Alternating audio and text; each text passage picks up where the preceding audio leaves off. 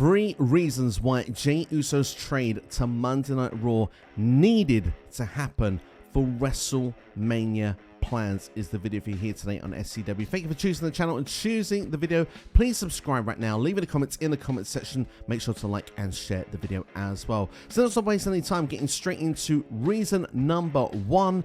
Pretty obvious as well, is to delay the Jimmy Uso storyline. Clearly, these two want to have a WrestleMania match. This perhaps is in WWE's plans as well, to make the Jimmy Uso turn on Jey Uso happen at SummerSlam. To get all the way from SummerSlam to WrestleMania is about 8 months, and maybe WWE doesn't have 8 months worth of content in a storyline made here to make Jey Uso versus Jimmy Uso happen. So in the meantime, we can perhaps move Jey Uso over to Raw. He quit SmackDown to begin with. That helped him get away from Jimmy Uso. Now he's moved over to Monday Night Raw. In the meantime as well, Jimmy Uso can establish himself on SmackDown. Maybe a couple of big wins, or maybe not. So far, Jimmy Uso has not been able to do the job on his own. Maybe that's the reason Jimmy Uso wants back into the Bloodline, because a few months ago when they first broke away, it felt like Jimmy Uso felt it was the right thing to be away from the Bloodline. He thought perhaps maybe they could get the victory over Roman and Solo, which they did,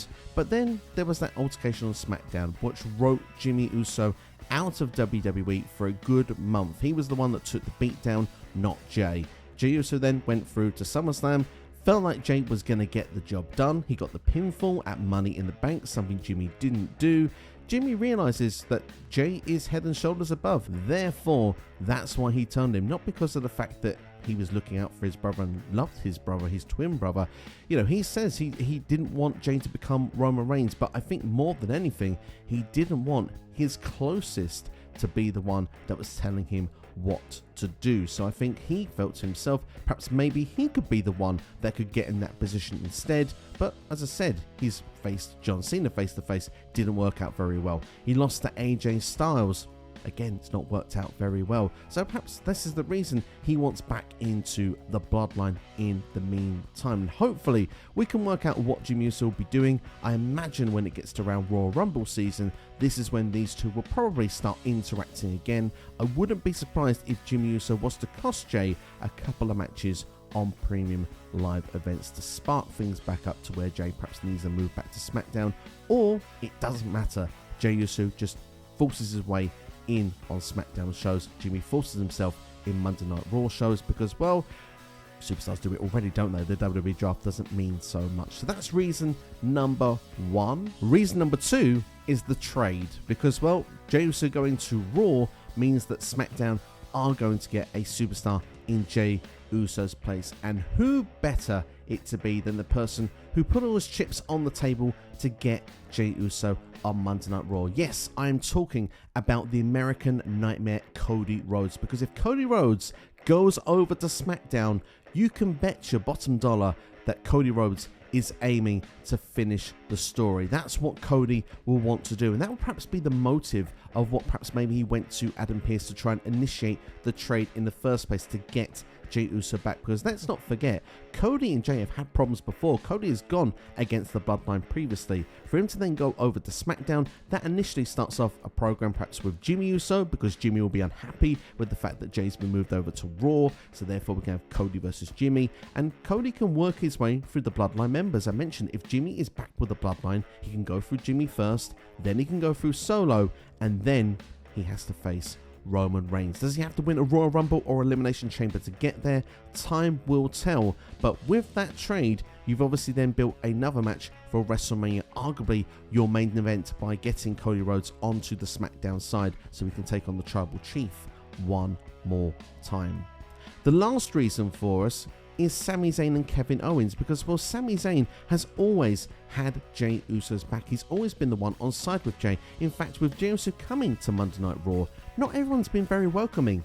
Drew McIntyre being one, Matt Riddle being another, and those are baby faces, so not everyone's going to be welcoming with Jey Uso coming in. And I don't suspect that Kevin Owens will be either, because Sami Zayn has always looked out for the Bloodline, even when he's defeated the Usos in the main event of a WrestleMania. Sami Zayn was still checking on Jey Uso, telling him to get out of the Bloodline. Now Jey Uso has done so, Sami has said he's proud of him and still remains side by side. Will KO remain side by side. I imagine there'll be some friction where Sami takes Jey Uso's side one too many times in this trade on Raw, and I think Kevin Owens will be turning on Sami Zayn. He'll go to the heel side, and I imagine we'll get Sami Zayn versus Kevin Owens in a meaningful, high-profile WrestleMania match. Yes, they wrestled on WrestleMania once, but it was a part of the undercard. It was a few minutes match, and let's be fair, Logan Paul was involved, and I think Logan Paul was the main spot of them getting this match. This would be a real opportunity for Sami Zayn and Kevin Owens to shine. They've always been best friends, but they've also been better enemies as well. Perhaps maybe KO wins the World Heavyweight Championship from Seth freaking Rollins on the build, and this is your title match. This could even be a main event for one of your nights at WrestleMania, and that could be slightly far-fetched in fantasy booking, but still, it's a possibility. One thing's for sure though, I expect what we've just seen recently at Payback, something like a street fight, weapons being involved. We've seen Sami and KO do it in NXT, we've seen do it on the main roster in WWE in the early years, Ring of Honor, everywhere. Sami and KO could steal the show if they're given a 25-minute spot on a WrestleMania. I do think that is going to be the destination of why I think it's reason number 3. So that's my 3 reasons as why I think Jey Uso's trade to Raw needed to happen for WrestleMania 40 plans. Let me know what you think potentially of these plans in the comments below. Do you think I'm on the money? Do you think I'm a bit off? Do you agree? Do you disagree? It'd be good to know your take. If you've enjoyed the video, make sure to like it, share with a friend, and subscribe as well, and keep an eye out for more videos on this channel as I do regular uploads on WWE, AEW, Impact Wrestling, and much more. Thanks for watching. Look after yourselves and each other. You'll be watching SCW here on YouTube. Take care. Enjoy the rest of your day.